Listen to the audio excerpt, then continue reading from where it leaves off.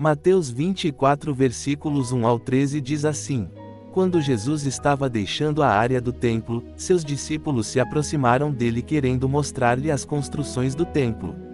Porém ele lhes disse: Vocês estão vendo tudo isto? Todos estes edifícios serão derrubados, e não será deixada uma pedra em cima da outra. Quando vai acontecer isso? Perguntaram-lhe os discípulos mais tarde, quando ele se sentou nas encostas do Monte das Oliveiras. Que acontecimentos marcarão a sua volta e o fim dos tempos? Jesus disse-lhes: Não deixem que ninguém engane vocês. Porque muitos virão em meu nome, dizendo: Eu sou o Cristo, procurando enganar muitas pessoas. Quando vocês ouvirem falar de guerras e rumores de guerras, não tenham medo, elas devem vir, mas ainda não é o fim. As nações e os reinos da terra se levantarão uns contra os outros, haverá fome e terremotos em muitos lugares. Mas tudo isso será apenas o princípio dos horrores futuros.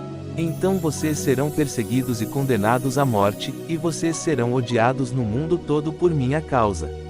Muitos de vocês vão abandonar a fé, e trairão e odiarão uns aos outros. Aparecerão falsos profetas, que enganarão a muitos. O pecado aumentará por toda parte, e esfriará o amor de muitos. Mas aqueles que ficarem firmes até o fim serão salvos. Amados, o que aprendemos com Mateus 24? Esta passagem contém alguns dos pronunciamentos mais desafiadores de Jesus. A natureza apocalíptica do tema se assemelha a alguns discursos proféticos do Antigo Testamento, onde a combinação de elementos históricos e simbólicos torna a interpretação complexa. Alguns interpretam a destruição de Jerusalém, em 70 anos depois de Cristo, como o cumprimento da maior parte dessas profecias. Outros veem o sermão como uma descrição da dispensação da Igreja e das tribulações que a Igreja deve enfrentar antes da volta de Cristo. O ponto de vista que sustenta que a descrição feita por Nosso Senhor sobre a 70ª semana de Daniel tem forte apoio nos paralelos encontrados em Daniel e no Apocalipse, e se alinha bem com a pergunta dos discípulos que gerou o discurso. Segundo essa interpretação, a narrativa de Mateus se refere apenas a eventos futuros. Apenas Lucas 21 versículos 12 ao 24 menciona a dispensação intermediária da Igreja, introduzindo, após sua discussão paralela sobre os eventos escatológicos, uma parte que começa com: mas antes de todas estas coisas. Temos sempre que ficar atentos, ficarmos cada vez mais próximo ao Senhor, buscando-o a todo momento. Isaías 55 versículo 6. Buscai ao Senhor enquanto se pode achar, invocai-o enquanto está perto. Vendo estas promessas refulgentes do futuro, os pecadores são com insistência serem convidados a aceitar o convite do Evangelho enquanto ainda têm oportunidade. Isaías 55 versículo 7. Deixe o ímpio o seu caminho, e o homem maligno os seus pensamentos, volte-se ao Senhor, que se compadecerá dele, e para o nosso Deus, porque é generoso em perdoar. Mas voltemos a analisar agora Mateus 24 versículo 5. Porque muitos virão em meu nome, dizendo: Eu sou o Cristo, a muitos enganarão. Dizendo: Eu sou Cristo. Apocalipse 6 versículos 1 e 2. Primeiro selo, Anticristo. Embora essas tendências possam surgir durante a dispensação da Igreja.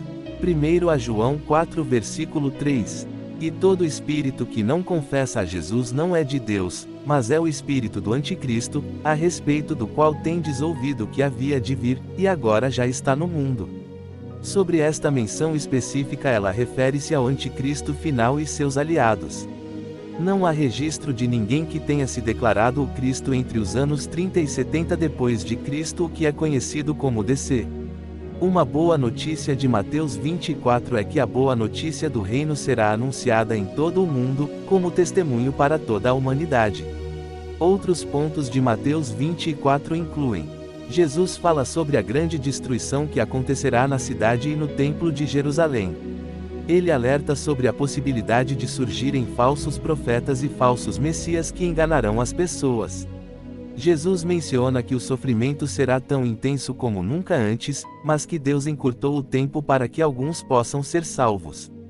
Ele compara a vinda do Filho do Homem ao que ocorreu na época de Noé, quando o dilúvio levou todos, salvando-se apenas a família de Noé.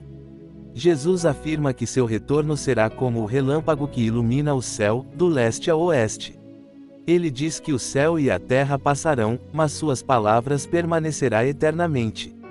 Que Deus te abençoe abundantemente em nome do nosso Senhor e Salvador Jesus Cristo.